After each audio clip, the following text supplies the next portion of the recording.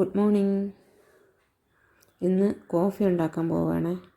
സാധാരണ ഇവിടെ ചായയാണ് ഉണ്ടാക്കാറുള്ളത്, പക്ഷേ ഇന്ന് കോഫിയാണ് ഉണ്ടാക്കുന്നത്. കാരണം ഇവിടെ എല്ലാവർക്കും ജലദോഷമാണ്. അതുകൊണ്ട് പുറത്തുനിന്ന് വാങ്ങിയ കോഫി മിക്സാണ് ഇത്. അതൊന്ന് തിളപ്പിച്ചെടുത്താൽ മതി, കാര്യം എളുപ്പമാവും. അങ്ങനെ 1 കപ്പ് കോഫിയും കുടിച്ചുകൊണ്ട് ഇന്നത്തെ ബ്രേക്ക്ഫാസ്റ്റിൻ്റെ കാര്യങ്ങൾ ആരംഭിക്കാം. ബ്രേക്ക്ഫാസ്റ്റിനായിട്ട് വറുത്ത അരിപ്പൊടി എടുത്തിട്ടുണ്ട്. ആവശ്യത്തിന് ഉപ്പിട്ടതിന് ശേഷം നന്നായിട്ടൊന്ന് ഇളക്കി കൊടുക്കണം. അതിനുശേഷം വെള്ളം ഒഴിച്ചു കൊടുക്കണം. വെള്ളം ഇത്തിരി കൂടുതൽ ഒഴിക്കണേ. വറുത്ത അരിപ്പൊടി ആയതുകൊണ്ട് വെള്ളം നന്നായി പിടിക്കും. കട്ട ഉടഞ്ഞു കിട്ടാനായിട്ട് മിക്സിയുടെ ജാറിലേക്കിട്ട് ഒന്ന് പൾസ് ചെയ്തെടുത്താൽ കാര്യം എളുപ്പമാവും. ഇവിടെ ചിരട്ടപ്പുട്ടാണ് ഉണ്ടാക്കുന്നത്. അതാണ് എല്ലാവർക്കും ഇഷ്ടവും. എളുപ്പവും അതുതന്നെയാണ്, ടേസ്റ്റിയുമാണ്.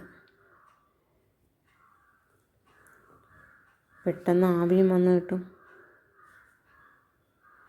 കറിക്ക് വേണ്ടിയിട്ടേ തലേന്ന് കൂർത്ത് വച്ചിരിക്കുന്ന കടലയിൽ ഉപ്പും ഇട്ട് വെള്ളം ഒഴിച്ചതിന് ശേഷം കുക്കറിലാക്കി അടുപ്പിലേക്ക് വയ്ക്കാം.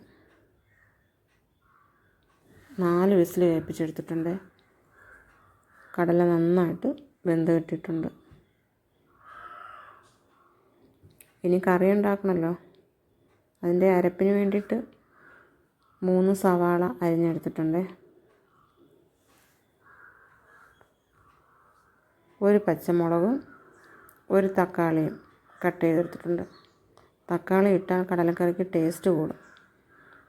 അതുകൊണ്ടാണ് ഞാൻ തക്കാളി ചേർക്കുന്നത്. 1 കഷ്ണം ഇഞ്ചിയും 3-4 അല്ലി വെളുത്തുള്ളിയും ചതച്ചെടുത്തിട്ടുണ്ട്. കുക്കർ അടുപ്പത്ത് വെച്ചിട്ട് കടുക് വറുക്കാനായിട്ട് 1 മുളക് മുറിച്ചിട്ട് കൊടുക്കുക. ആവശ്യത്തിന് എണ്ണ ഒഴിച്ചു കൊടുക്കുക. കടുകിട്ട് പൊട്ടിച്ചതിന് ശേഷം കറിവേപ്പില ഇടുക. അരിഞ്ഞു വെച്ചിരിക്കുന്ന സവാള ഇട്ട് കൊടുക്കുക. സവാള നന്നായിട്ട് വഴറ്റിയതിന് ശേഷം അതിലേക്ക് ചതച്ച് വെച്ചിരിക്കുന്ന വെളുത്തുള്ളിയും ഇഞ്ചിയും ഇട്ട് കൊടുക്കണം.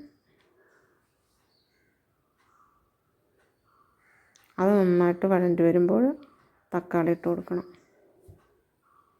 നന്നായിട്ട് ഇളക്കിയതിന് ശേഷം മഞ്ഞൾപ്പൊടി, മുളക് പൊടി, മല്ലിപ്പൊടി, ഗരം മസാലപ്പൊടി ഇവയെല്ലാം ചേർത്ത് ഇളക്കിയതിന് ശേഷം ആവശ്യത്തിന് വെള്ളം ഒഴിച്ചു കൊടുക്കണം.